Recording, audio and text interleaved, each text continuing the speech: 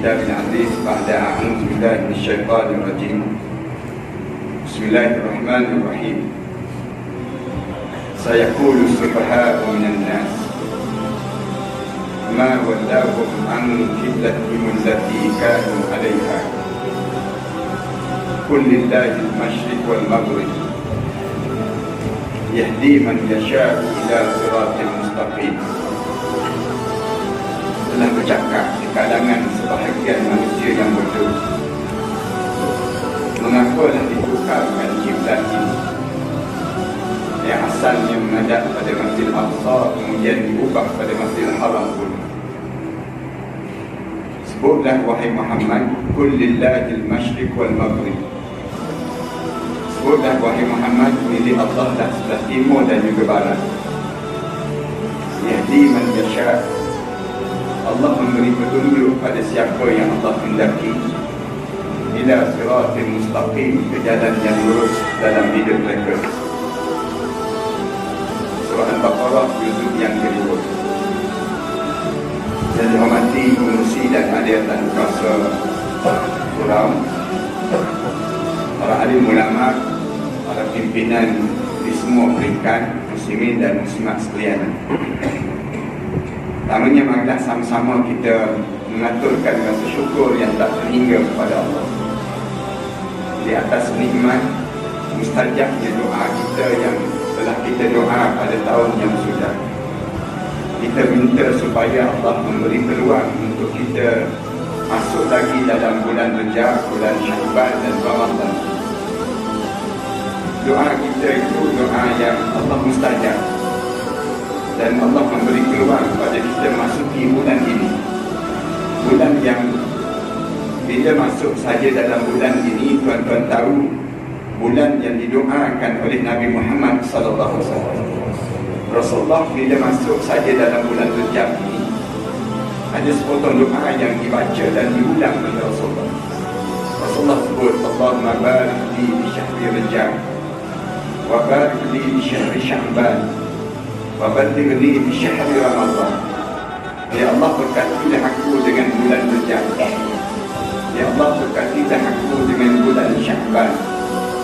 Ya Allah, panjangkanlah umur aku agar aku sempat memasuki bulan Ramadan. Ya Allah. Maknanya kalau Rasulullah nak sebut, ya Allah, kalau ditakdirkan aku mati pada tahun ni, ya Allah, maka matilah aku setelah mana aku berjaya masuki bulan Ramadan. Ya Allah. Ini doa Rasulullah sallallahu alaihi wasallam. Kalau doa kita, ya Allah, biar sempat raya dah, ya Allah. Raya tu yang penting. Orang kita, dia nampak raya yang besar, dia tak nampak yang Ramadan yang besar. Boleh jadi kita akan tanya, kenapa Rasulullah baca doa untuk masuk bulan Ramadan? Dalam bulan-bulan yang lain Rasulullah tak baca doa. Tuan-tuan tak jumpa doa Rasulullah baca doa nak masuk bulan Rabiul Awal. Kita tak jumpa doa yang Rasulullah baca untuk nak masuk bulan Zulhijjah. Padahal bulan-bulan itu kan bulan besar juga dalam hidup kita orang mukmin. Bulan Rabiul Awal, bulan kelahiran Rasulullah. Bulan Zulhijjah, bulan haji. Sepatutnya Rasulullah baca juga doa demikian. Tapi tak, Rasulullah hanya baca doa. Kalau tuan-tuan rajin baca doa-doa Rasulullah, tuan-tuan akan jumpa doa yang Rasulullah baca untuk masuk bulan Ramadan. Kenapa yang Rasulullah baca doa demikian? Alim ulama jawab, karenanya Rasulullah nak ajar pada umat Nabi Muhammad sallallahu alaihi wasallam betapa sayangnya Allah kepada umat Nabi Muhammad. Sayang Allah pada kita dengan Allah kurniakan pada kita bulan Ramadan. Bulan Ramadan ini bulan yang kalau tuan-tuan baca dalam kitab-kitab, bulan yang tak terkenal sebelum datang Nabi Muhammad sallallahu alaihi wasallam. Sebelum daripada datang Nabi Muhammad, ada 4 bulan yang dikenali, bulan masyhur di kalangan orang Arab sebelum datang Nabi Muhammad. Bulan apa dia? Bulan-bulan Hurum dipanggil demikian. Bulan Hurum ni Allah Subhanahu wa taala sebut dalam Quran, inna iddatasyhur indallahi 12 syahra yawma khalaqas samawati wal ard minha arba'atul hurum. Allah Subhanahu wa taala sebut, semenjak Allah ciptakan langit dan bumi ini, Allah jadikan 12 bulan untuk menggenapkan setahun. Daripada 12 bulan ini ada 4 bulan. Bulan yang disebut dengan bulan Muharram. Bulan Muharram ni bulan apa dia? Bulan Rejab. Kemudian bulan apa lagi? Bulan Zulkaidah, bulan Zulhijjah, dan bulan Muharram. 4 bulan ini saja bulan yang orang Arab raikan. Bila masuk saja 4 bulan ini, mereka perang, mereka berhenti perang. Yang minum arak, berhenti minum arak. Kenapa? Kerana hormatnya bulan Muharram ini. Nak sebut cerita panjang terhadap bulan Muharram ini. Bulan Ramadan tidak dikenal. Ramadan tidak disebut. Bila disebut Ramadan, bila datang Nabi Muhammad sallallahu alaihi wasallam. Datang Nabi Muhammad, Allah tonjolkan bulan Ramadan. Kenapa ditonjolkan bulan Ramadan? Kita tanya, untuk apa diberi kepada umat Muhammad? Jawabnya, kerana memandangkan usia umat Muhammad tidak sepanjang usia umat terdahulu. Umur kita ni tak panjang sebagaimana panjangnya umur umat terdahulu. Bila umur kita pendek, tentu tak banyak amalan kita dibandingkan dengan umur umat terdahulu. Umur umat terdahulu semua panjang-panjang kan. Umur umat terdahulu, kalau kita baca dalam kitab, Nabi Nuh AS umurnya sepanjang 950 tahun. Tuan-tuan baca dalam kitab Nabi Adam AS, umurnya sampai 1000 tahun lebih. Baca lagi dalam kitab Nabi-Nabi dahulu, ratusan dan ribuan tahun dalam hidup mereka. Nabi Ibrahim AS cukup. Kalau tuan-tuan baca dalam kitab Sabirul Inqar wal Idbar yang dikarang oleh Syekh Abdullah Haddad, disebut Nabi Ibrahim AS dia mula akil balik pada usia 120 tahun. 120 tahun baru mula akil balik. Tempat kita ni 120 tahun tinggal batu nisan atau negeri. Nabi-Nabi dahulu Allah jadikan panjang-panjang masa mereka hidup. Bila panjang, tentu amalan mereka banyak. Kita pula pendek je. Allah jadikan umur umat Muhammad tak sepanjang umur umat terdahulu. Rasulullah sebut umru ummati baina 60 wa 70. Umur umat aku di antara 60 tahun hingga 70 tahun. 60 tahun hingga 70 tahun ni tuan-tuan rasa lama ke hidup. Sekejap je dalam hidup kita. 60 tahun hingga 70 tahun ni tuan-tuan tak rasa malu ke nak minta syurga Allah dengan amalan yang kita ada ni? Dan katakanlah kita boleh hidup 60 tahun hingga 70 tahun. Kita hidup 70 tahun lah. Allah panjangkan umur kita demikian. Agak-agak amalan apa yang kita jangka kita boleh minta dengan Allah syurga ni? Syurga yang mahal sebegitu, tiba-tiba kita nak minta syurga dalam hidup kita. Jangan hidup sekejap 70 tahun. Katakanlah kita ni boleh hidup 70 tahun lah. 70 tahun dalam hidup kita ni kita kena tolak masa kita 15 tahun yang terawal. 15 tahun yang terawal kita belum akil balik dalam hidup kita. Masa tersebut tak ada masa yang terbaik yang kita buat. Lalu kena tolak 15 tahun, tinggal 55 tahun. 55 tahun tolak lagi. Masa makan, masa borak, masa berjalan, masa kita banyak, masa kita habis begitu saja. Tak payah kira yang lain lah. Masa tidur malam cukup. Tuan-tuan cuba tuan-tuan kira. Tuan-tuan tidur malam, setiap malam kita tidur 6 jam hingga 7 jam setiap malam. Kita tidur di antara sekitar tersebut. Kita tidur tiap-tiap malam. Cuba kita kira daripada umur kita setahun sampai umur kita 70 tahun. Agak-agak berapa lama kita sedang tidur? Ulama-ulama kira kita sedang tidur selama 20 tahun dalam hidup. 20 tahun masa tidur baru. Tu baru kita tidur malam baru, tak campur lagi tidur dalam majlis ilmu. Kalau campur dengan tidur dalam majlis ilmu, berapa lama dah kita tidur dalam hidup kita? Allah, bila dia nak tunjuk sayang pada umat Muhammad, Allah kurniakan pada kita bulan Ramadan. Bulan Ramadan ni, tuan-tuan, saya nak sebut biar kita rasa bernilai bulan yang kita nak lalui ini. Allah jadikan bulan Ramadan, Allah jadikan satu malam yang disebut khairum min alfi syahr. Satu malam yang lebih bernilai daripada 1000 bulan yang lain. Allah sembunyikan dalam bulan Ramadan. Satu malam ni kamu kena dapatkan. Bila kamu dapat satu malam, sama dengan 83 tahun kamu sedang beribadah pada Allah. Jangan nampak Ramadan ni siang je, jangan. Tetapi Allah jadikan Ramadan malam tu yang besar. Malam tu apa dia? Katakanlah malam tersebut malam Al-Qadr. Kita dapat malam Al-Qadr ini satu malam. yang Allah SWT sebut itu, kita sedang baca Al-Quran. 83 tahun kita sedang baca Al-Quran. Katakanlah kita malam tersebut kita sedang menderma. 83 tahun kita sedang menderma. Malam tersebut kita bangun tahajud malam. 83 tahun kita tahajud malam. Buatnya malam tersebut kita sibuk buat kuih raya. 83 tahun buat kuih raya. Malam Ramadan ni menjadi malam yang bernilai dalam hidup. Katakanlah Allah bagi sepanjang kita hidup ini 10 kali je malam Al-Qadr. 10 kali je malam Al-Qadr. Maknanya kita dah berusia dalam beribadah pada Allah selama 830 tahun. Katakanlah Allah jadikan dalam hidup kita ni peluang untuk kita dapat malam Al-Qadr sebanyak 20 kali tu. Maknanya kita sedang beribadah pada Allah selama 1600 tahun lebih. Dalam hidup sekejap tetapi bernilai dalam hidup kita. Bila Allah jadikan bulan Ramadan, alim ulama sebut, sebelum Allah jadikan bulan Ramadan, Allah tunjuk sayang pada umat Muhammad supaya kita bersiap untuk masa bulan Ramadan. Allah jadikan 2 bulan bersiap. Bulan Rejab, bulan Sya'ban. Bulan Rejab, bulan Sya'ban ni bulan persiapan memasuki bulan Ramadan. Supaya apa dia? Supaya kita tak terkejut masuk bulan Ramadan.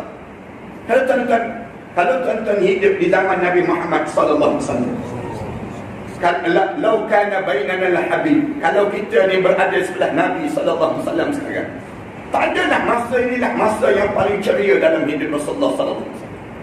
Rasulullah gembiranya masuk bulan Rejab. Sukanya Rasulullah hidup dalam bulan Sya'ban. Bahkan tak ada bulan yang Rasulullah sallallahu alaihi wasallam tunjuk keceriaan ini. Kenapa? Rasulullah nak bagi tahu, bersiaplah untuk masuk dalam bulan Ramadan.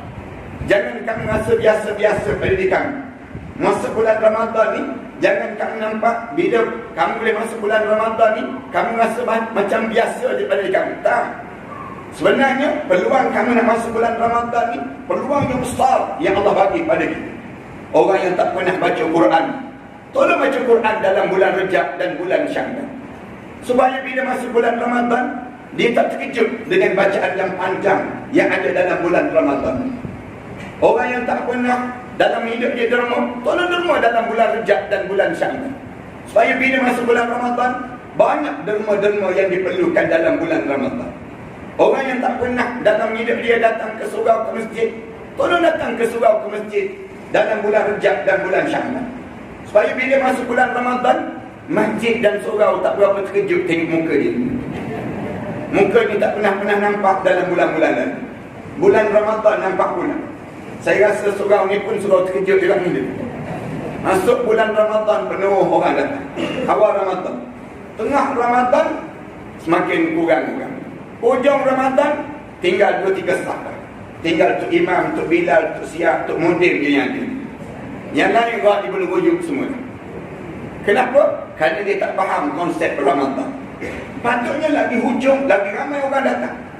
Kenapa lagi ramai orang datang? Kerana nak merebut malam Al-Qadr. Nak cari malam Al-Qadr. Tuan-tuan pergilah ke Mekah, ke Madinah ke. Bila kita pergi hujung Ramadan, lagi ramai orang. Hujung Ramadan lagi ramai orang. Kenapa lagi ramai orang? Dengan tujuan nak suruh kita berebut dapat malam Al-Qadr itu sendiri. Alim ulama sebut, sebenarnya bulan Rejab, bulan Sya'ban dan bulan Ramadan ini Allah bukan jadikan untuk kita menyambut hari raya Aidil Fitri saja, tidak. Tapi yang lebih besar lagi, Allah nak suruh kita jangan terkejut. Bulan Rejab, Sya'ban dan Ramadan ini, janganlah Allah jadikan 3 bulan ini supaya kamu bersiap dan kamu tak terkejut bila dipanggil menghadap di hadapan Allah SWT. Suatu hari nanti kita dipanggil untuk menghadap di hadapan Allah. Bila kita dipanggil menghadap di hadapan Allah, jangan ada seorang pun orang daripada surah Al-Ikhwan ini yang tiba-tiba terkejut menghadap di hadapan Allah. Kenapa kita terkejut? Kerana kita tak sedia kan dalam hidup kita. Kalau kita bersiap, takkan kita terkejut. Dalam hidup kita ni, ramai di kalangan kita terkejut. Tuan-tuan baca dalam Al-Quran, Allah cerita dalam hidup ni, ramai di kalangan kita ni dipanggil oleh Allah masing-masing terkejut. Bila kita akan terkejut dalam hidup? Sampai peringkat datang penyesalan yang tak sultan dalam hidup kita. Ulama kata ada 3 kali. 3 kali sebelum daripada kita masuk dalam lubang kubur itu, masuk saja dalam lubang kubur kita, 3 kali Allah gambarkan rasa terkejut dalam hidup. Kali yang pertama bila kita mula terkejut, para hadis kan akan mula rasa terkejut, dan saya akan terkejut. Terkejut dalam hidup bila hijab kita mula dibuka oleh Allah. Hijab mata kita mula kita nampak duyun-duyun para malaikat Allah turun. Bila duyun saja turun para malaikat Allah diri depan muka kita, orang lain tak nampak, kita seorang nampak. Mula diri saja depan muka kita, malaikat mula sebut, wahai anak Adam, aku cari sedikit air untuk kamu telan, sudah tidak ada. Aku cari sepatah kataan yang keluar daripada mulut kamu, sudah habis. Aku cari selangkah untuk kamu melangkah, sudah tidak ada. Wahai roh, sila keluar daripada jasad. Bila semua keluar saja, tuan-tuan jangan ada seorang pun di kalangan kita sebut kalimah penyesalan. Kalimah penyesalan apa dia? Dia sebut depan malaikat, laula akhartani ila ajalin qarib. Malaikat, boleh tak bagi tahu pada Allah, jangan bagi mati lagi aku ni. Aku ni jangan bagi mati lagi malaikat. Sekejap ajalin qarib, sekejap dia malaikat, sekejap. Nak buat apa dia? Fa as-saddaqa. Dalam hidup aku ni, mulai daripada sekarang, aku nak bagi semua barang-barangku, harta benda aku untuk di jalan Allah. Fa as-saddaqa wa akun minas salihin. Sekarang juga aku nak jadi hamba Allah yang salih. Mereka jawab terus, wala yu'akhirallahu nafsan iza jaa ajaluha. Allah tak tangguh dah nyawa-nyawa bila sampai masanya untuk kematian padanya. Wallahu khabirun bima ta'malun. Allah tahu perkara apa yang kamu akan ulang kalau sekiranya ditakut dalam hidup. Inilah penyesalan kali tamu, penyesalan yang tak habis-habis dalam hidup. Tuan-tuan jangan menyesal, tuan-tuan. Saya nak pesan pada tuan-tuan, jangan ada seorang pun di kalangan kita ni dia sebut kalimah ni pada mereka tangguh sekejap. Jangan disebut kalimah ni mereka. Bila saja nampak saja mereka, mulut kita ni sebut terus, alhamdulillahilladzi hadana lihada. Segala puji bagi Allah yang telah menunjukkan jalan hidup ini. Ni kita kena sebut demikian. Bila tengok mereka sebut saja, wahai roh sila keluar daripada jasad ini, mulut kita tak berhenti-berhenti sebut alhamdulillah rabbil alamin, alhamdulillah rabbil alamin. Mulut kita sebut la ilaha illallahul halimul karim. Lalu kita sebut tabarakalladzi biyadihil mulk yuhyi wa yumiit wa huwa ala kulli syai'in qadir. Ni kalimah yang tuan-tuan kena sebut. Bila dekat saja dengan kematian, jangan ada di kalangan kita minta tangguh. Kenapa tak minta tangguh? Kerana tak bersedia. Bila sebut saja begitu, mereka masuk terus. Mereka masuk terus. Masuk, sampai masuk tu, mereka umum terus. Waja'at sakratul maut, sakratul maut bil haqq. Waja'at sakratul maut bil haqq. Dzalika ma kunta minhu tahid. Telah datang sakaratul maut yang penuh dengan kebenaran. Inilah masa yang sering kali kamu lari-larikan diri sepanjang kamu hidup di atas dunia ini. Masuk je malaikat tersebut, masuk terus ke hujung kaki terus. Tuan-tuan akan mengambil salah satu daripada 3 keadaan. Sama ada mengambil yang disebut dengan suasana orang mukmin, ataupun rasa suasana orang kafir, ataupun kematian dalam keadaan munafik. Na'udzubillah. 3 keadaan ini akan berlaku. Saya tak cadang nak cerita malam ni tentang bab ni, tapi saya nak cerita tentang ini, bagaimana besarnya nilai bulan Rejab, Sya'ban dan Ramadan.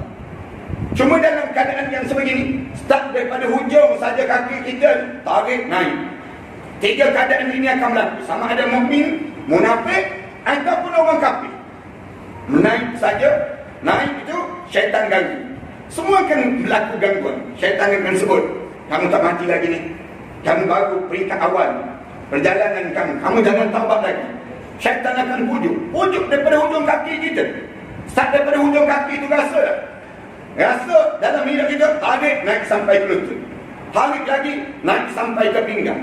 Bila sampai ke pinggang, sampai di pusat kita ni, sejuk di pusat kita ni, turun sikit demi sedikit, turun ke bawah, turun tu, syaitan sebut, aku dah katakan tak mati lagi.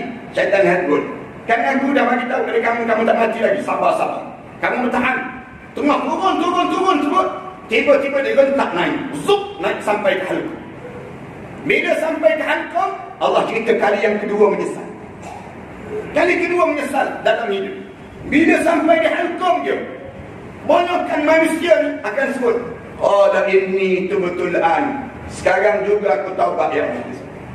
Sekarang juga aku taubat. Malaikat jawab terus, walaisatit taubatu lil ladzina ya'maluna as-sayyi'at. Jangan kamu ingat Allah akan terima. Jangan walaisatit taubatu lil ladzina ya'maluna as-sayyi'at. Kamu jangan ingat Allah terima taubat orang yang hidup dalam keadaan membiarkan diri dia dalam keadaan melakukan maksiat. Hatta idza jaa ahadahumul maut, sehinggalah roh kamu sampai di halqum, qala inni tubtu al-an. Tiba-tiba mulut kamu sebut, sekarang aku taubat ya Allah. Tak adalah turun terus mereka. Mereka sebut terus, kalla, hidup ni jangan leka. Hidup ni tolong berfokus. Hidup ni jangan hanyut. Jangan suka sangat tengok gegawakan saja, jangan suka. Jangan suka sangat tengok maharaja lawak, jangan gembira sangat. Hidup ni jangan hanyut. Mereka dah sebut dah, kalla, dalam Quran sebut, kamu tolong fokus hidup kamu. Fokus apa dia? Kematian yang akan datang dalam hidup kamu. Hatta idza jaa ahadahumul maut, kalla idza balagatit taraqi. Ketika mana roh kamu direntak sampai di halqum. Bila sampai di halqum, mereka tanya terus, wa qila man raq? Siapa yang boleh turunkan balik roh kamu sekarang? Kamu yang berhormat kan? Kamu turunkan balik roh kamu. Kamu ustaz kan? Kamu turun balik roh kamu sekarang. Wa qila man raq? Siapa yang boleh turunkan balik roh kamu? Wa zanna annahu al-firaq. Perasan terus mati dah. Dia perasan dia mati tu, wal tafatis saqu bis-saq. Allah sebut mata diterbeliak, pandang kanan, pandang kiri dalam hidup masing-masing. Na'udzubillah min dzalik. Roh ni keluar.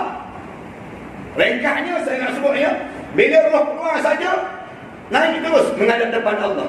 Kedengaran di arasy Allah. Dengar saja di arasy Allah. Tentukan dia di kalangan ahli syurga illiyin. Mudah-mudahan kita semua insya-Allah. Bila sebut syurga illiyin, turun. Diri di hujung pada masing-masing. Ada orang yang kebanyakan yang naik saja terawang-awangan terus. Di langit yang tamu tu mereka tanya terus, roh siapa ni? Membusuk, sebusuk musuh ni. Lalu dia jawab, roh fulan bin fulan, fulanah binti fulan. Bila sebut saja begitu, mereka sebut celaka dan bangsatlah roh ini. Hidup dalam keadaan jahat, mampus pun dalam keadaan jahat. Bila sebut saja begitu, kedengaran di arasy Allah sebut, tentukan dia dalam neraka sijjin. Na'udzubillah. Bila sebut neraka sijjin, turun terus roh masing-masing. Mula hidup di hujung kepala masing-masing. Kita nampak terus siapa yang datang nak mandikan jenazah kita. Kita rasa saat butang baju kita dibuka. Kita rasa saat mana orang usung jenazah kita. Kita nampak siapa yang mandikan jenazah kita. Kita sebut pada pemandi jenazah. Perlahan-lahan sakit mati tadi belum habis lagi. Kejap dia perjalanan hidup ini. Nama kita disebut sebentar saja. Bila orang usung jenazah kita sampai ke kubur, turun saja dalam kubur. Bila jenazah kita turun dalam yang lahad tersebut, rasa terus pengalaman yang tamu. Rasa yang disebut dengan himpitan kubur. Kena terus, pang terus. Rasulullah sebut tak ada seorang pun di kalangan umat aku yang terlepas daripada himpitan kubur. Kalau ada di kalangan umat aku yang boleh terlepas daripada himpitan kubur, nescaya Sa'ad bin Mu'adz orang yang tamu yang terlepas daripada himpitan kubur. Himpitan kubur bukan azab kubur, himpitan kubur. Cerita panjang ni, cerita tentang himpitan kubur. Saya minta kalau ada masa ibu-ibu dan ayah-ayah datang khusus ke surau ini belajar bagaimana nak melalui saat menghampiri kematian di kalangan kita. Macam kita kena khusus, kena belajar. Saat mana roh kita nak keluar, kena tahu bagaimana saat kita nak suruh selamat, waktu mana diturunkan ke liang lahat. Nak suruh kita terlepas daripada himpitan kubur. Bukan terlepas, nak jadi ringan himpitan kubur. Letak saja jenazah kita ni, hadap dia muka ke kiblat, bau terus tanah depan muka kita. Bau, bila bau tanah depan muka, dengar terus suara bawah telinga. Sebelah kanan kita ni, dengar terus suara. Selamat datang, wahai hamba Allah. Sekejap lagi kamu akan lihat bagaimana aku akan lakukan padamu. Kejap je perjalanan ini. Bila orang tutup, saja dia ada hak kita. Kedengaran tanah-tanah yang turun saja tanah-tanah. Tung sikit je. Sampai pada lutut je. Berdiri terus, mereka muka dan nakir. Depan muka kita. Mula halau solat kita. Mula halau zakat kita. Mula halau haji kita. Tiba-tiba kebanyakan mulut manusia yang menyesal. Dia akan sebut kali yang 3. Qala rabbirji'un. Tuhanku, berilah peluang untuk aku kembali hidup di atas dunia, ya Allah. Nak hidup balik atas dunia. Kenapa nak hidup balik? Kenapa nak hidup balik? La'alli a'malu salihan fima tarak. Kalau aku boleh hidup balik, aku nak buat balik amalan salih yang aku tertinggal waktu mana aku hidup dahulu. Mereka jawab terus, kalla, jangan harap kamu boleh hidup balik. Innaha kalimatun huwa qailuha. Mulut kamu saja yang menyebut. Yang kamu nak hidup. Wa min waraihim barzakhun ila yaum yub'atsun. Sedangkan di belakang kamu akan mula melalui saat barzakh sampai kamu dibangkitkan balik di hadapan Allah Subhanahu wa taala. Tuan-tuan, kalau ditanya, kalau nak hidup tu bila masa nak hidup? Alim ulama tanya, kalau nak hidup tu, kamu nak hidup bila masa? Lalu kebanyakan alim ulama jawab, bulan Rejab, Syaban dan Ramadan. 3 bulan ni orang dalam kubur nak hidup. Kalau tuan-tuan boleh dengar suara daripada kubur tu, mereka kata beruntung kalian masuk dalam bulan Rejab, bulan Syaban dan bulan Ramadan. Kenapa bulan ini? Kita sebut balik, kenapa bulan ini nak hidup mereka tersebut? Besarnya nilai yang Allah jadikan 3 bulan ini, bulan untuk memantapkan 3 perkara yang besar. Bulan ini Allah jadikan untuk nak teguhkan pada diri kita terhadap 3 perkara.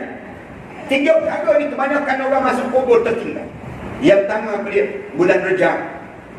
Bulan ini bulan di mana Allah jadikan satu program bulan Rejab untuk memantapkan keyakinan hidup dengan Islam. Jangan hidup ini selain daripada Islam. Bulan Rejab nak suruh kita ni betul-betul kukuh. Semakin berusia hidup kita, semakin mengukuh kita dengan Islam. Jangan kita semakin berusia, semakin longgar dengan Islam. Jangan. Allah, dia nak suruh kita kukuh keyakinan kita dengan Islam. Allah jadikan bulan Rejab ini satu peristiwa yang besar yang berlaku dalam bulan Rejab. Peristiwa apa dia? Peristiwa Isra wal Mi'raj. Isra Mi'raj ni Allah jadikan peristiwa yang kedua terbesar lepas pada mukjizat Al-Quran tadi. Allah bagi Al-Quran pada kita. Lepas pada Allah bagi Al-Quran, Allah bagi pada kita Isra Mi'raj. Isra Mi'raj ni mukjizat yang kedua yang terbesar lepas pada Al-Quran. Alim ulama ada, kalau kamu tak boleh faham Al-Quran, kamu kena faham Isra Mi'raj. Kalau kamu tak faham Isra Mi'raj, alim ulama sebut, apa benda yang kamu faham terhadap Islam? Kamu nanti akan ada di kalangan kamu yang masuk dalam kubur, tiba-tiba dia nak hidup balik. Nak hidup, bila dia nak hidup? Bulan Rejab dia nak hidup. Nak hidup dalam bulan Rejab. Kenapa bulan Rejab ini? Bulan yang dimasukkan keyakinan hidup dengan Islam. Keyakinan hidup kita. Allah jadikan bulan Rejab ni, kalian kena faham betul-betul terhadap Isra wal Mi'raj. Kalau kalian tak faham Isra Mi'raj, nanti akan ada orang yang masuk bulan Ramadan, dia puasa tapi dia tak semayang. Akan ada di kalangan kita yang dia puasa tapi dia tak tutup aurat. Akan ada orang yang puasa dalam bulan Ramadan tapi dia sedang buat maksiat. Akan ada orang yang masuk bulan Ramadan, dia puasa tapi dalam masa yang sama dia masih lagi membuka aurat. Itu masuk dalam bulan Ramadan.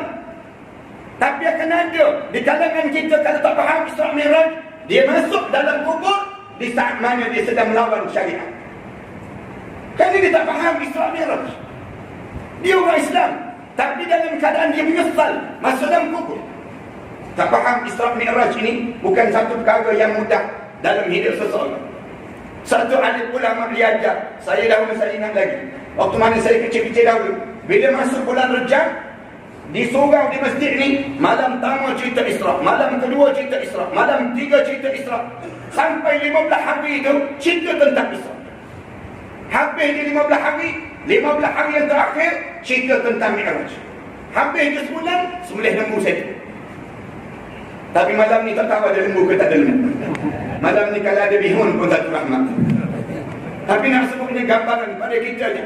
Besarnya nilai Isra Mi'raj. Kita ni sayang dalam dunia kita ni, orang kita ni ingat cerita Isra Mi'raj ini macam cerita dongeng begitu saja. Bukan. Cerita Isra Mi'raj ini perlu dipahami. Saya nak sebutnya besar nilai. Kalau tak boleh faham pun cukuplah memahami dengan 3 perkara. 3 perkara je dalam bulan Rejab ini sendiri. Apa dia? Yang pertama, faham terhadap solat. Solat, jangan ada seorang pun di kalangan kita tinggal solat. Yang ni solat diturunkan dan difardukan sampai peringkat Allah ambil Nabi Muhammad bawa kepada Mi'raj sampai peringkat tersebut untuk difardukan solat. Tak ada perintah yang Allah Subhanahu Wa Taala turunkan perintah kecuali solat sajalah yang perlu sampai menghadap di hadapan Allah sampai Sidratul Muntaha. Nak sebutnya gambaran menghadap depan Allah solat ini sendiri. Kemudian baru diturunkan besar nilai solat. Nak ajar apa dia? Janganlah kamu masuk dalam kubur di saat mana kalian sedang meninggalkan solat. Solat biar jadi semakin khusyuk. Semakin kita berusia, semakin khusyuk dalam hidup ini. Semakin kita tua, semakin berebut saf yang tamat. Solat kita di sini berebut di kalangan kita. Semakin kita tua, semakin kita dekat dengan Allah, semakin kita hampir dengan Allah. Ini kaedah kita solat. Solat yang pertama, solat fardu. Solat yang kedua, yang disebut dengan solat berjemaah. Saya sentiasa sebut yang ini pada jemaah-jemaah di mana pun saya sebut. Semayang berjemaah, umur 40 tahun, jangan tinggal solat berjemaah. Di mana usia kita 40 tahun. Usia 60 tahun, jangan tinggal lagi solat yang disebut dengan qiyamul lail, pada malam-malam hari, solat tahajud di kalangan. 60 tahun, jangan seorang pun tertinggal solat tahajud. Tiap-tiap malam bangun tahajud. Bangun tahajud, buat macam Rasulullah buat.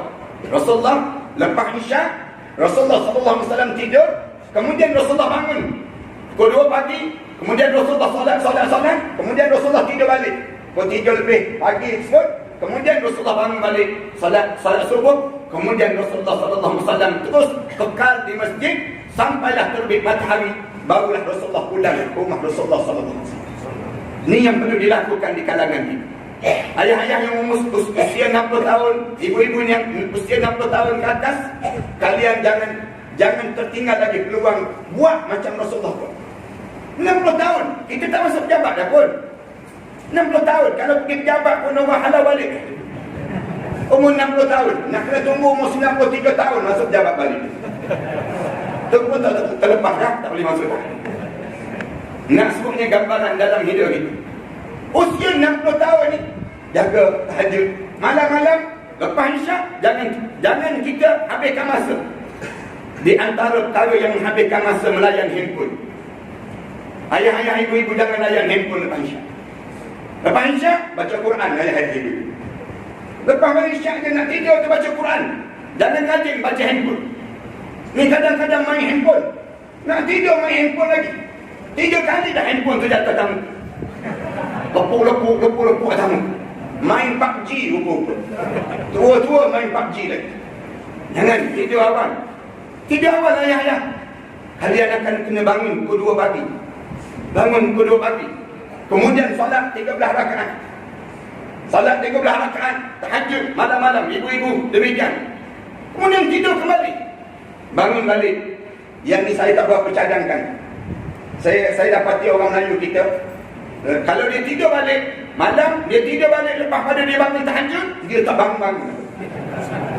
Dia menyebabkan saya tak cadangkan. Tidur terus, bangunkan dekat dengan subuh. Bangun dekat dengan subuh, semayang tahajud. Kemudian datang semayang subuh ni, jangan cepat nak balik. Jangan cepat nak pergi ke restoran untuk makan. Jangan habiskan masa. Lepas subuh, duduk dalam masjid ni. Buat kuliah ke, buat bacaan Quran ke, buat halaqah ke, sampai terbit matahari. Dah naik dah matahari, semayang sunat isyraq. 2 rakaat kita semayang sunat isyraq. Dah naik matahari, selesai semayang sunat isyraq, barulah kita pulang ke rumah. Demikianlah harian yang perlu kita jaga. Yang pertama, jaga solat. Dalam masa yang sama, solat berjemaah, solat tahajud menjadi amalan di kalangan kita. Yang kedua, kena faham dalam Isra' Mi'raj ini, tatkala mana Rasulullah sallallahu alaihi wasallam pulang daripada Isra' Mi'raj, Rasulullah cerita, aku ditunjukkan suasana ahli syurga Allah Subhanahu wa taala. Kalau mana aku berdiri di hadapan syurga Allah, aku dapati dalam syurga Allah umat yang paling ramai di kalangan umat aku yang masuk syurga Allah ialah orang miskin, kata Rasul. Jauh lebih ramai daripada orang kaya yang masuk dalam syurga. Orang kaya ada juga masuk, tapi tak seramai orang miskin yang di kalangan umat aku yang masuk dalam syurga Allah. Dan orang kaya yang masuk syurga, jarak dia dengan orang miskin yang masuk dalam syurga sejarah 40 kharifan, sejarah lebih kurang 40,000 tahun. Rasulullah SAW masuk syurga, dia juga masuk syurga, tapi tak ramai. Rasulullah sebut demikian. Kenapa orang miskin? Sampai Rasulullah baca doa, Allahumma ij'alna miskinan wa amitna miskinan wahsyurna yawmal qiyamati masakin. Ya Allah, jadikanlah aku orang miskin, matikanlah aku dalam keadaan miskin, dan kumpulkanlah aku di akhirat nanti dengan orang-orang miskin. Ya Allah, doa ni saya jamin tak ada orang nak amin doa ni. Doa jadi miskin tak naklah ustaz. Doa, kenapa Rasulullah baca doa jadi miskin? Jawabnya, kerana kemiskinan ini menjadikan seorang itu menjadi tawaduk dibandingkan dengan kekayaan menjadikan manusia jadi sombong. Manusia ni banyakkan di kalangan kita lah, tak kira siapa di kalangan kita, senang je lain terus. Kalau kita susah, lain gaya. Susah dengan senang berbeza terus pribadi seorang. Yang menyebabkan di antara keadaan demikian, ahli ulama kata kalau diberi pilihan, mana yang kamu lebih suka? Lebih suka susah dibandingkan dengan senang. Kalau senang, manusia yang senang untuk lupa pada Allah. Bila manusia dalam keadaan susah, dia akan jadi lebih tawaduk dalam hidup. Tuan-tuan boleh tahu kan, kita ni cuba berjalan. Katakanlah kita nak turun daripada rumah tadi, ada orang bagi duit 10,000 pada kita. Orang tu bagi tahu, jangan balik rumah selagi mana tak habis duit ni. Agak-agak datang tak Rasulullah. Tak datang dah, pergi ke Giant terus. Mesti kita akan jadi demikian. Nak sebutnya, jalan pun lain terus. Kalau kaya, beza terus. Mana kalau orang miskin, jauh lebih lembut dibandingkan dengan kekayaan yang ada seorang. Panjang cerita lah, alim ulama sebut demikian. Cerita tentang ahli syurga, Rasulullah SAW sebut, nak suruh apa dia? Nak suruh kamu ingat, masuk bulan Ramadan nanti, sebelum kamu menghadap depan Allah nanti, kamu pastikan kamu menjadi seorang yang ajwadun nas, pemurah manusia. Sebelum kamu mati, pastikan harta benda kamu sudah teralih ke akhirat Allah. Jangan kita harta benda kita tersimpan di dunia. Jangan. Saya sentiasa sebut perkara demikian. Nak suruh kita masuk syurga Allah. Tuan-tuan jangan simpan harta tuan-tuan di dunia. Jangan. Sebelum tuan-tuan meninggal dunia ni, kalau orang tanya pada kita, sekarang buat apa? Sedang mengalihkan semua aset-aset di dunia ini ke akhirat Allah. Sebelum kita masuk dalam kubur seorang-seorang. Jangan simpan untuk dunia tuan-tuan. Kalau tuan-tuan simpan untuk dunia, tuan-tuan akan menyesal dalam hidup tuan-tuan. Gunakanlah segala harta benda kita ini, alihkan sekarang, alihkan ke akhirat Allah. Sekarang ni macam orang pergi ke Mekah. Bila dia beli barang banyak di Mekah, dia nak buat macam mana barang? Nak suruh sampai di Malaysia, dia post terlebih dahulu ke Malaysia. Sebelum dia balik ke Malaysia, dia post. Kadang-kadang kurma air zam-zam dah sampai dah di Malaysia, tuan masih lagi kat Mekah. Demikian juga dalam hidup kita. Dalam hidup kita jangan simpan harta di dunia dan kalau tuan-tuan simpan harta tuan-tuan di dunia, tuan-tuan akan menyesal masuk dalam kubur. Jangan. Pastikan semua harta-harta kita guna untuk akhirat. Panggil anak-anak kita. Abang ada 5 buah rumah, bisa contoh. Anak abang ada 4 orang. Ambil seorang satu rumah. Kita sebut demikian. Seorang satu ni kita sebut pada anak kita. Rumah yang ada ni jangan ambil. Rumah ni untuk abang dengan mama. Bagi tahu awal-awal untuk pada anak-anak kita. Nak buat macam mana? Abang nak wakafkan ke surau. Bagi tahu pada tiga seorang, saya nak wakafkan rumah saya. Saya meninggal dunia. Bila saya meninggal dunia, rumah ni menjadi milik seorang. Dia panggil demikian. Kita sebut pada anak-anak kita, jangan ambil, jangan berebut. Nanti kalau kamu berebut, terseksa apa? Dalam kubur. Terseksa mama dalam kubur nanti. Bagi tahu pada anak-anak kita, rumah ada abah nak wakaf.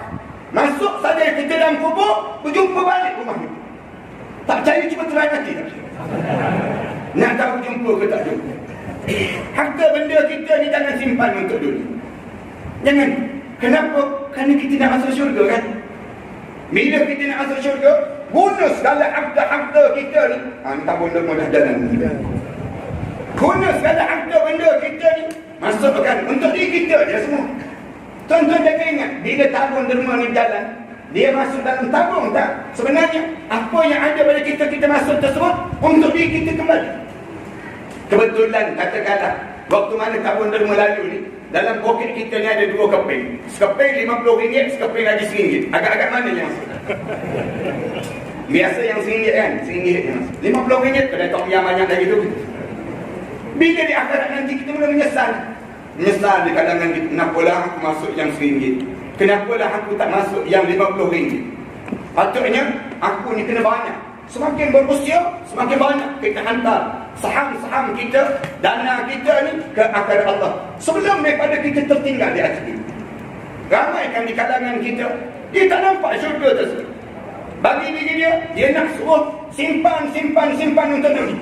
Bila dia simpan, orang tanya, simpan untuk apa? Simpan untuk bekalan hari tua Ustaz. Siapa yang ajar? KLSB Ustaz.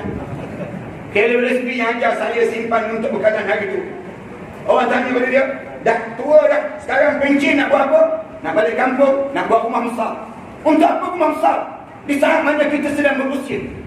Rumah kita pun tak ada orang nak tinggal dengan kita. Buat rumah besar. Siap dia rumah besar, beli kereta besar. Saya biasa buat contohnya ni.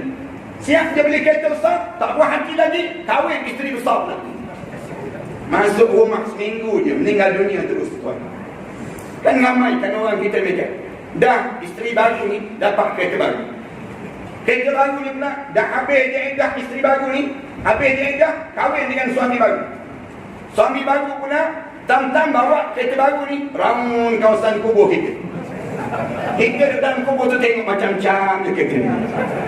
Dia ramun saja tak apa juga, dia horn tu sakit hati. Bila dia horn tu, kita mula berkesan nak jadi hantu maklimah balik rumah je. Jangan jadi demikian. Yang kedua, tolong berebut syurga sekarang. Bila nak berebut ni, bulan Rejab, Syaban dan Ramadan. Berebut, impak biar jadi banyak. Jangan simpan harta benda kita. Masjid pula, surau pula, bila dah nampak dah rumah yang diimpakkan tadi, yang telah diwakafkan tadi, umum dekat surau. Umum, kita ada rumah orang Islam yang telah wakafkan. Kami nak jual rumah ni, kami nak guna duit untuk dana pada kerja-kerja dakwah yang banyak ini. Dijual rumah di bawah para harga yang sepatutnya. Kemudian bagi tahu pada yang beli tersebut, rumah ini rumah wakaf asalnya. Kamu kena rajin datang ke masjid, rajin datang ke surau. Kalau kamu meninggal dunia nanti, wakaf balik kepada surau. Dia menyebabkan dana umat Islam ini sentiasa berkitar di kalangan orang Islam. Ni yang kita kena faham di kalangan kita. Akhirnya orang Islam menjadi kuat dengan kekuatan ekonomi yang disusun dengan cara yang sebetulnya di kalangan kita. Ini kaedah yang kedua. Yang ketiga, dalam bulan Ramadan, dalam bulan Rejab ini, nak kena faham pada keluarga kita terhadap takutnya terhadap api neraka Allah. Biar tamak terhadap syurga Allah. Macam mana nak masuk syurga ni? Bayangkan pada keluarga kita. Tuan-tuan kena cerita syurga ni satu tempat ganjaran yang terbaik dalam hidup.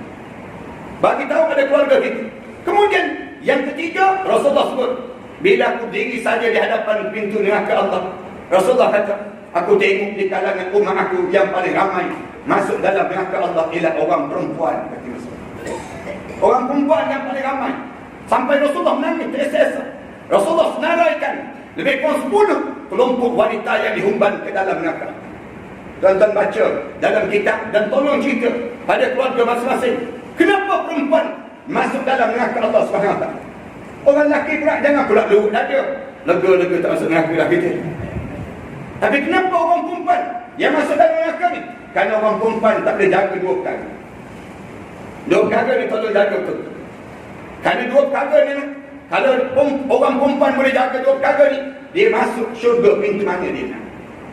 Tapi dua perkara ni orang perempuan suka nak jaga. Yang pertama, orang perempuan suka jaga Allah dan juga Rasul. Suka untuk orang perempuan nak jaga.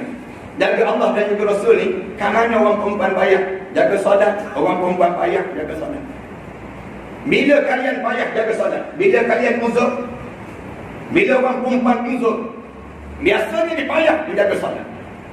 Bila dia tak tahu masa mana yang kering darah kotor dia tersebut. Lebih-lebih lagi wanita yang berkerjaya, perempuan yang berkerjaya. Bila perempuan yang berkerjaya, saat mana dia kering darah kotor dia tersebut, pukul 9 pagi dia sedang dekat jabat, dia tak mandi.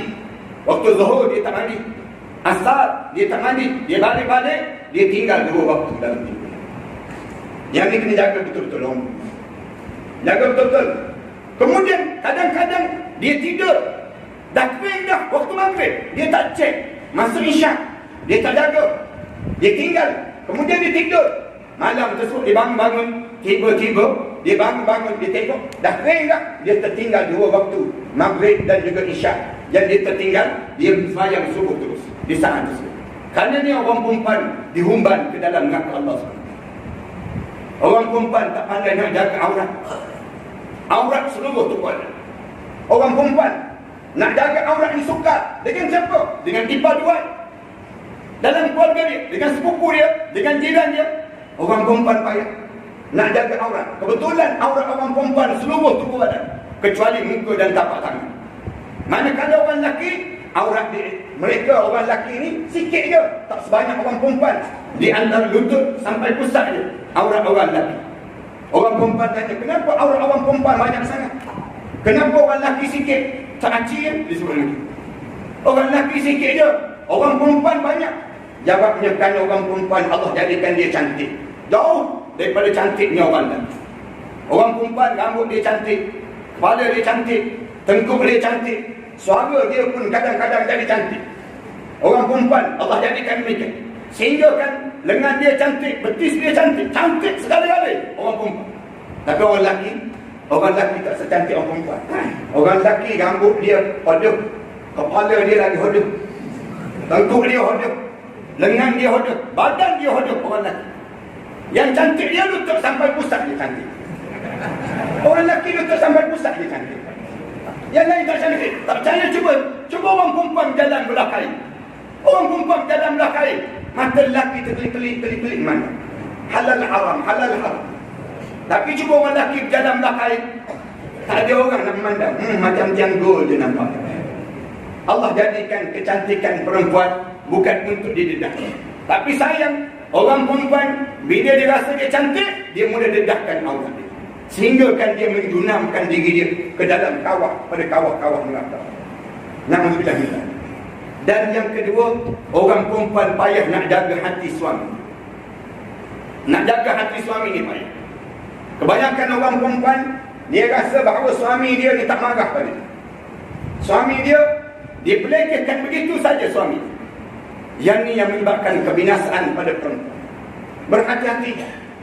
Di saat mana kalian mempunyai suami, saat mana kalian mempunyai suami, orang perempuan, jaga betul-betul hati suami kalian. Jangan kalian tinggikan suara di hadapan suami, ya. Saya dah sebut banyak kali di mana-mana pun. Orang lelaki, tolong jaga hati mak ayah mereka dan mak mentua ayah mentua dan mak saudara. Orang lelaki kena jaga. Orang lelaki jangan cakap kasar depan mak ayah. Jangan tinggikan suara. Orang lelaki masuk neraka punca, tak dapat redha mak ayah. Tak dapat redha mak ayah. Tak dapat redha mak mentua ayah mentua. Tak dapat redha yang disebut dengan mak saudara dia, yang dia kena jaga tadi. Manakah lelaki masuk neraka kerana tersebut? Ini yang terjadi pada orang lelaki. Orang lelaki yang bahayanya pada kita saat mana ibu kita semakin tua, semakin menjelang usia tua, kita tak sibuk nak jaga mak kita, tapi kita sibuk jaga isteri kita dan anak-anak. Yang ini paling bahaya pada orang lelaki. Orang lelaki, kalian sedang ditimpa dengan penyakit yang sedang melegar di kalangan orang lelaki. Penyakit takut bini dipanggil. Ini sedang melanda di kalangan orang lelaki kita, di Malaysia kita. Lebih jaga isteri dibandingkan jaga mak dan ayah mereka. Dia rela membiarkan mak dan ayah dia berkeseorangan tinggal di kampung. Dia sendiri sibuk jaga isteri dan anak-anak. Menjadi jahannam dalam kehidupan dia. Menjadi neraka bagi orang lelaki yang dia tak jaga, yang disebut dengan mak dan ayah dia. Mak dan ayah dia tersinggung dengan sikap yang kita lakukan dalam hidup. Mak ayah dia hidup mereka tersebut, dia terasa hati. Anak aku yang lahirkan dia, tapi sibuk jaga perempuan lain dalam hidup dia dibandingkan dengan aku. Jaga-jaga tuan-tuan. Kita orang lelaki ni kena jaga hati mak itu. Kalau boleh berebut. Waktu mana mak kita tua ni, berebut jaga mak kita, berebut jaga ayah kita, jaga mak mentua, jaga ayah mentua, jaga mak saudara kita. Ni tanggungjawab dalam hidup kita. Yang ni yang besar pada orang lelaki. Tapi sayang, orang lelaki di kalangan kita, dia sibuk nak jaga isteri dia, jaga anak dia, sedangkan dia melupakan hati ibu dan ayah dia. Dia sanggup berbohong terhadap mak ayah dia. Sanggup dia bohong. Mak dia tanya dia, kenapa kamu tak balik? Kamu tak nak balik ke cuti ni? Tak boleh balik, mak. Kenapa kamu tak balik? Banyak kerja, mak. Padahal dia bohong dengan mak dia. Dia nak bawa anak dia dan isteri dia pergi melancong tempat lain. Bila cuti je, dia bawa melancong isteri dia. Isteri dia pula tak tahu yang suami dia telah berbincang dengan mak dia. Ambil gambar, post dalam Facebook, post dalam Instagram. Kebetulan mak mertua dia ada juga Facebook dan ada juga Instagram. Mak mertua pun tengok, oh, anak aku dah mula menipu aku. Anak lelaki aku dah mula menipu pada. Dia rela jaga isteri dia, jaga anak-anak dia, dibandingkan dia jaga aku. Tak reda pada dia. Sebut saja begitu habis amalan kalian tak payah cerita panjang. Lekuk dari saya. Puasa bukan jasad. Kalian tak jumpa syurga Allah SWT. Kalian jangan harap kalian akan jumpa syurga Allah. Jaga mak dan ayah. Orang perempuan, di saat mana suami kalian ada mak dan juga ayah, son pada suami, jaga mak, jaga ayah. Jangan sibuk jaga kami. Jangan sibuk. Saya, anak-anak ni saya boleh jaga, saya boleh kawal. Manakala abang jaga. Ini syurga dalam hidup kita. Abang sangat masuk syurga, dengan kami masuk syurga. Jangan sibuk di saat mana suami kita sedang menjaga mak dan ayah. Sama ada ayah kita ataupun ayah dia. Dua-dua tersebut ayah dalam hidup mereka tersebut. Orang perempuan jangan terkeliru di saat ini. Kalian jangan tinggikan suara di hadapan suami kalian. Jangan kalian sebut pada suami kalian, pilih antara saya ataupun mak awak. Dalam hidup ini boleh buat pilihan. Tak ada pilihan. Tak perlu dipilih. Bagi tahu, kamu kena jaga mak yang lebih besar. Kalau mak tersebut bagi tahu ada seorang lelaki, aku tak reda, aku tak suka dengan isteri kau, ceraikan isteri kau. Cerai. Rasulullah sebut demikian. Besarnya nilai ibu di saat mana demikian. Ataupun ayah yang sebut, aku tak suka dengan perangai isteri kau, aku tak suka dengan cara demikian. Cerai isteri kau. Anak lelaki mesti ceraikan isteri. Nak sebutnya besar nilai ayah dan ibu dalam kekeluargaan di saat ini. Maka di saat ini orang perempuan jangan sibuk nak mengacau di saat tersebut. Kacau suami masing-masing, sehingga kan suami menjadi takut dengan isteri. Suami menjadi takut dengan isteri. Ini penyakit sedang dialami di kalangan orang Melayu. Orang Melayu kita ni jadi takut dengan isteri, sampai isteri boleh tengking pada suami. Abang duduk kat mana bang? Dia suruh. Katanya suami duduk kat surau ni. Surau lagi masa ni. Balik dia suruh. Dia suruh balik tu, dengar pada kawan kat sebelah tu. Dalam handphone tu kedengaran. Dia pun tutup handphone. Aku kena balik. Yang balik tu pula tu imam pula tu. Nak sebut yang demikian. Bukan tu imam tempat ni, tempat lain. Surau yang tidak ikhwan dipanggil. Cuma nak sebutnya gambaran takutnya pada isteri. Di saat mana kalian tinggikan suara di hadapan suami kalian, hancur lebur amalan kalian. Tak adanya kalian jumpa pintu syurga Allah SWT. Minta maaf dengan suami lebih afdal dan lebih elok dalam hidup dibandingkan kita berkasar dengan suami kita. Jangan kasar dengan suami. Sebagaimana seorang lelaki tak boleh kasar dengan mak ayah, demikian juga dengan seorang isteri, jangan berkasar dengan suami. Jangan kasar. Ego macam mana pun suami kalian, dia tetap suami dalam hidup. Dia tetap suami. Ego macam mana pun dia seorang ibu ataupun ayah, dia tetap ibu dalam hidup kalian. Dalam yang ni yang menjadi besar dalam hidup kita. Di saat itu pandailah menggunakan kuasa pujuk di kalangan kita. Jangan kita biarkan dalam kekeluargaan kita menghancurkan amalan. Disebabkan yang inilah menyebabkan orang perempuan terhumban ke dalam api neraka Allah SWT. Saya sebut banyak kali, di mana-mana pun orang lelaki ni sebelum kahwin dia banyak mulut, lepas kahwin tak ada mulut. Orang lelaki perangai dia macam ni. Sebelum kahwin mulut banyak. Orang perempuan belum kahwin mulut tak ada. Bila lepas kahwin mulut tak mulut. Orang lelaki bila lepas kahwin, dia belum kahwin, mulut dia banyak. Sibuk tanya orang perempuan, adik-beradik berapa orang, tinggal kat mana. Orang perempuan pendek dia jawab, teka dia sebut begitu. Kemudian adik-beradik berapa orang, agak-agak pendek dia. Tapi lepas pada kahwin, orang perempuan pula banyak mulut. Orang lelaki mulut dia simpan dalam hati. Bila dia simpan dalam hati, yang ni dia terasa hati. Dia terasa hati dengan seorang isteri, sikap isterinya tersebut. Bila dia terasa hati, dia pendam. Kalian tunggu. Kalian masuk dalam kubur, kalian akan menyesal di hadapan Allah. Melihat bagaimana gunungan pahala itu menjadi lebur di saat demikian. Bila saat mana suami tak redha pada isteri. Yang ini yang disebut oleh Rasulullah SAW pada Fatimah Zahra. Rasulullah sebut, kalau kamu meninggal dunia, saat mana suami kamu Ali tak redha pada kamu, aku Muhammad tidak akan solatkan jenazah kamu, wahai Fatimah. Nak sebutnya besarnya nilai seorang isteri terhadap suami dia. Bagaimana sikap yang perlu dijaga di kalangan kita. Tiap-tiap hari ini minta maaf je lah. Isteri pula kena pastikan suami dia jangan jadi takut pada dia lebih daripada takut pada Allah. Balik rumah nanti hanya terus suami kita, abang ada tak dalam hati abang perasaan takut pada saya? Tanya soalan ni, abang takut siap abang? Kita tanya terus soalan ni. Jangan jadi rasa takut. Dan hidup kita ni takut dengan isteri ni sampai peringkat sampai dia rela untuk derhaka pada mak ayah. Kerana semata-mata nak jaga hati isteri, dia sanggup untuk menyinggung hati mak dia, ayah dia, mak mertua dia, ayah mertua dia dan mak saudara dia yang belum kahwin tersebut, yang dia sibuk nak jaga perasaan hati isteri dia tersebut. Yang ini besar dalam hidup kita. Allah jadikan bulan Rejab ini bulan yang faham terhadap yang disebut dengan 3 perkara yang besar ini, supaya bila kita masuk dalam bulan Ramadan, kita dah jaga dah untuk kita dapatkan syurga Allah SWT. Kemudian barulah Allah layakkan masuk dalam bulan Syaban. Bulan Syaban ni kita sambung tahun depan bulan, insyaAllah. Mudah-mudahan Allah panjangkan lagi umur kita dan Allah jadikan pertemuan kita ni pertemuan yang diberkati dan diredai di sisi Allah SWT. Dan semua yang hadir malam ni di kalangan ahli syurga Allah SWT. Mudah-mudahan demikian. Terima kasih di atas jemputan yang berkali-kali oleh tempat surau tuan-tuan. Saya ingat ni kali yang ketiga ke kali yang keempat dah saya datang tempat surau tuan-tuan ni. Adalah surau yang lain rasa cemburu dah. Kata asyik surau ikhwan je sebenarnya.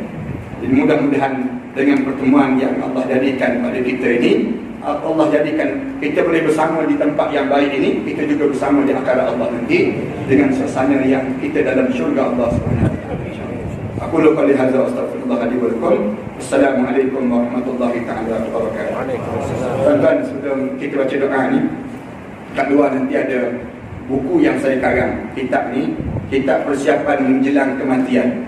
Bila kita dekat nak mati, kita nak baca apa dia, nak buat apa dia. Kitab ni saya cadangkan supaya orang kita, kalau boleh semua di kalangan kita boleh faham je apa yang patut kita buat. Saya dah tertibkan dia, saya dah susun satu-satu.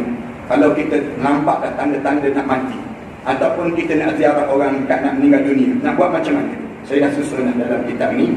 Dan dalam ni ada satu doa yang saya sebut adalah di antara doa La ilaha illallah al-halimul karim, doa yang Rasulullah ajar. Bila kita dah nazar dah, baca doa ni pada muka surah 49 dalam kitab ni lah.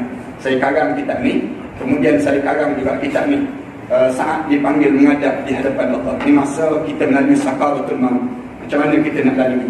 Kemudian saya karang kitab ni, hebatnya surah Al-Ahzab. Ini khusus untuk orang perempuan terutamanya.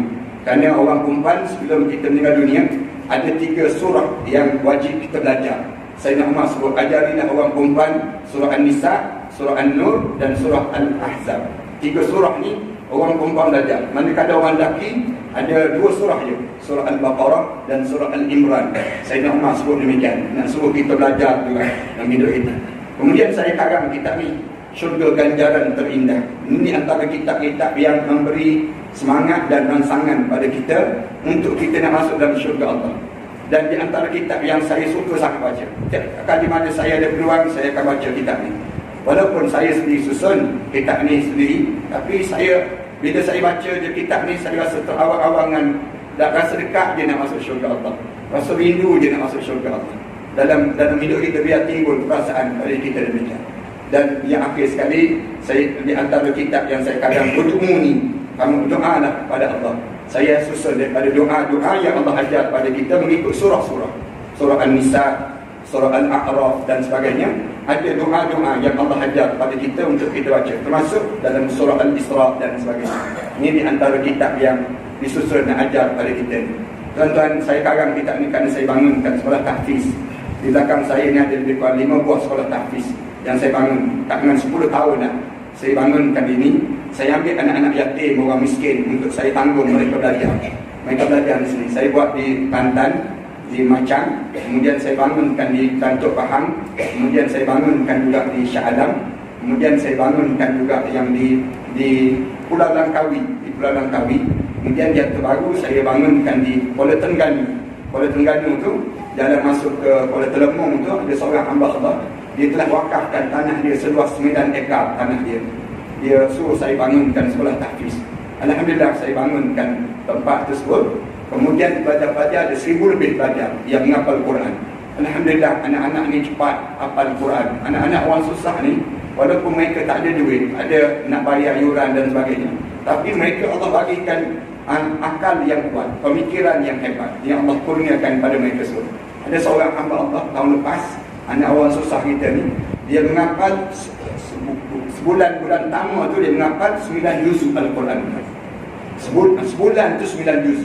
Bulan yang kedua 21 juz. Bulan yang ketiga habis 30 juz Al-Quran. 3 bulan dia menghafal 3 bulan 30 juz Al-Quran. Kita ni 30 tahun inna anzalna. Kita demikian. Allah bagi kelebihan pada dia. Anak-anak yang demikian ni kita tanggung mereka. Yang mereka menghafal Al-Quran. Kita tebuk ke mana pun mereka boleh jawab. Ini kehebatan yang Allah kurniakan demikian. Saya bangunkan sekolah ini. Termasuk saya tolong di selatan Thailand. Bila saya pergi ke selatan Thailand, tengok anak-anak yatim. Anak yatim piatu. Asalnya pelajar 22 orang. Sekarang ada lebih kurang 600 lebih pelajar yang menghafal Quran. Saya nak bangunkan, nak tolong mereka tersebut. Saya suruh mereka bila lebah. Lebah tersebut hasilkan madu. Madu tersebut mereka letak depan mereka bangun tahajud malam-malam. Mereka berdoa pada Allah. Doa pada Allah. Dan mereka hantar madu itu ke Shah Alam. Saya gunakan untuk perubatan Islam. Orang yang kena sihir, saya kata minum air mani. Minum itu muntah keluar benda yang pelik-pelik. Orang Melayu kita ni kuat ilmu sihir. Orang kita ni kadang-kadang kita kena sihir, kita tak tahu nak buat macam mana. Kita pergi report pada polis, tuan saya kena sihir. Polis pun jawab, saya pun kena sihir juga. Sihir-menyihir orang kita tak ada undang-undang di negara kita kan. Negara Bangladesh pun ada undang-undang. Kemudian ada undang-undang di negara masing-masing. Tapi kita di negara kita tak ada undang-undang. Jadi salah satu caranya saya suruh minum air mani. Saya sendiri pun pernah kena batu karang. Sekali kena batu karang. Saya minum air madu, keluar batu karang tersebut. Betul dah dalam hadis Rasulullah SAW, alaikum bil asal. Biasakan hidup kamu dengan makan madu dengan solat. Cuba tuan-tuan buatlah amalan makan madu ni. Tambah-tambah nak berbuka puasa ni, buat amalan untuk minum air madu. Rasulullah SAW, kalau kalian ingin rasa nikmatnya air dalam syurga Allah di dunia ini, minumlah air madu yang disejukkan, kata Rasulullah. Tuan-tuan ambil madu tu kacau dengan air suam, tak ais. Tuan-tuan minum. Tuan-tuan rasa nikmat Allah sajalah yang tahu. Ini kelebihan yang Allah jadikan. Saya campur dengan susu kambing ini. Saya ambil susu kambing daripada Iraq, ini campur dengan minum air madu. Sama juga saya, kadang-kadang saya makan dengan kurma. Ini pun cuba tuan-tuan buat amalan. Mudah-mudahan Allah jadikan kebaikan pada kita. Kalau tuan-tuan tak boleh yang lain pun, tuan-tuan pakat-pakat ambil pamphlet ni lah. Kalau yang lain pun tak boleh, ambil pamphlet ni pun tak boleh juga, tak tahu lah. Ambil pamphlet ni, saya minta tuan-tuan, saya ada nombor akaun kat sini. Tuan-tuan pergi mana-mana bank, diri depan Mission Bank tu, semayang sunat istikharah tu. Tuan-tuan nak niat untuk arwah ayah, arwah mak, Lebih-lebih lagi nak masuk Ramadan ni, saya nak teduh pada impak berbuka puasa. Sekarang ni bolehlah kita niat untuk impak berbuka puasa dan sebagainya. Mudah-mudahan Allah bagi kebaikan pada kita. Yang ada Facebook, ada Instagram, tolong panjang-panjangkan dalam Instagram kalian. Mudah-mudahan Allah rahmati kita. Bismillahirrahmanirrahim. Alhamdulillahirabbil alamin. Wassalatu wassalamu ala asyrafil anbiya wal mursalin wa ala alihi wa sahbihi ajma'in. Allahumma ighfir dhunubana wa liwalidina warhamhuma kama rabbayana shaghira wa li jami'il muslimina wal muslimat wal mu'minina wal mu'minat al ahya'i minhum wal amwat. Ya Allah, ya Tuhan kami, sebagaimana kami mustajabkan doa kami pada tahun yang lepas, ya Allah, mustajabkanlah doa kami saat ini, ya Allah. Di saat mana kami datang ini, ya Allah, kami datang dengan dosa-dosa yang banyak sebentar tadi, ya Allah. Kami duduk dan bersimpuh dalam majlis ilmu ini, ya Allah, mengharapkan keampunan dosa besar kami dan dosa kecil kami, ya Allah. Kamu ampunkanlah dosa kami ini, ya Allah. Ya Allah, ya Tuhan kami, tiada bahasa dan tiada kata yang mampu kami lafazkan pada kamu, ya Allah, terhadap kesilapan yang pernah kami lakukan sebelum daripada ini, ya Allah. Hanya kami mohon pada kamu, ya Allah, kamu ampunkanlah dosa kami ini, ya Allah. Ya Allah, saat mana kami menadah tangan ini, ya Allah, ada di kalangan kami sedang menderita penyakit yang berpanjangan, ya Allah, bersimpuh bersama dengan kami saat ini, ya Allah, mengharapkan dan disembuhkan penyakit ini, ya Allah. Ya Allah, jadikanlah dengan kebaikan kehadiran ke majlis ilmu ini, ya Allah, penyebab pada penyembuh penyakit yang diderita itu, ya Allah. Saat mana kami menadah tangan ini, ya Allah, ada di kalangan kami sedang dililit hutang piutang yang banyak, ya Allah. Kami tadahkan tangan sesama kami ini, ya Allah, agar kamulah, ya Allah, menunjukkan jalan penyelesaian terhadap hutang piutang ini, ya Allah. Ada di kalangan kami saat kami menadah tangan ini, ya Allah, sedang berantakan rumah tangga mereka, ya Allah. Kami tadahkan tangan sesama kami ini, ya Allah, mengharapkan kamu damaikanlah rumah tangga itu, ya Allah. Di saat mana kami menadah tangan ini, ya Allah, ada di kalangan kami mempunyai hajat-hajat yang tertentu, ya Allah. Hajat yang baik itu, ya Allah, kamu tunaikanlah hajat-hajat mereka itu, ya Allah, agar di kalangan kami kebaikan kehadiran kami ke majlis ilmu ini, ya Allah, menjadikan hajat-hajat kami terkabul, ya Allah. Ya Allah, ya Tuhan kami, izinkan bibir kami menyebut La ilaha illallah Muhammadur Rasulullah di akhir perjalanan hidup kami nanti, ya Allah. Saat terbujur kaku jenazah kami nanti, ya Allah, kamu ampunkanlah dosa kami, ya Allah. Saat mana dimandikan jenazah kami nanti, ya Allah, kamu gugurkanlah dosa kami dengan guguran air merinjis badan kami itu, ya Allah. Saat mana kami dikafankan nanti, ya Allah, kamu putihkanlah amalan kami, ya Allah, lebih putih daripada kain kafan yang membalut jasad kami itu, ya Allah. Rahmatilah jenazah kami itu, ya Allah. Ampunkanlah dosa kami di kadar itu, ya Allah. Kamu pilihlah anak kami yang paling soleh, ya Allah, yang akan mengimamkan salat jenazah kami nanti, ya Allah, yang akan mengusung jenazah kami nanti, ya Allah, yang akan membawa kami ke liang lahat, ya Allah. Di kala mana diturunkan jenazah kami nanti, ya Allah, kamu jadikanlah impitan kubur itu diringankan pada kami, ya Allah. Jadikanlah kubur kami mewangi saat itu, ya Allah. Jadikanlah kubur kami di antara taman pada taman-taman syurga, ya Allah. Di saat mana kedengaran tanah tani yang mula turun dan jatuh ke liang lahat kami, ya Allah, kamu ampunkanlah dosa kami, ya Allah. Kamu jadikanlah kubur kami, ya Allah, di antara taman-taman syurga, ya Allah. Ya Allah, di kala mana kami di malam tanah kami di barzah nanti, ya Allah, saat sunyinya kubur kami nanti, ya Allah, jangan kamu sunyikan daripada doa-doa anak yang saleh untuk kami, ya Allah. Di malam tanah kami di barzah nanti, ya Allah, kamu ketemukanlah kami dengan arwah ayah kami, ya Allah, arwah datuk nenek moyang kami yang telah meninggal dunia sebelum daripada kami di Inliin, ya Allah.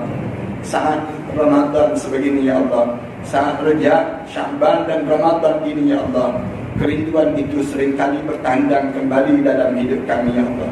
Rindu saat kami membesar di atas dukungan arwah ayah kami dahulu, ya Allah. Rindu saat kami tertidur di atas ribaannya dahulu, ya Allah. Rindu saat kami membesar di atas dukungan arwah ayah kami dahulu, ya Allah. Rindu saat pagi yang damai itu ya Allah. Saat mana kami dimandikan oleh arwah ayah kami dahulu ya Allah. Rindu ya Allah. Saat kami memeluk tubuh badan yang munggil itu ya Allah. Rindu ya Allah. Saat kepulangan kami daripada persekolahan kami ya Allah. Pulang memeluk arwah ayah kami dahulu ya Allah. Rindu ya Allah. Saat tangan yang menyuap ke bibir kami dahulu ya Allah. Rindu ya Allah. Saat kami bercerita tentang kehidupan perjalanan hidup kami ya Allah. Rindu ya Allah. Kami mendengar rintihan doa arwah ayah kami di malam dan di penghujung hari itu ya Allah. Rindu ya Allah. Kamulah yang mengetahui ya Allah betapa rindunya kami pada mereka yang telah meninggal dunia sebelum daripada kami ini ya Allah. Jadikan mereka itu di kalangan illiyin ya Allah.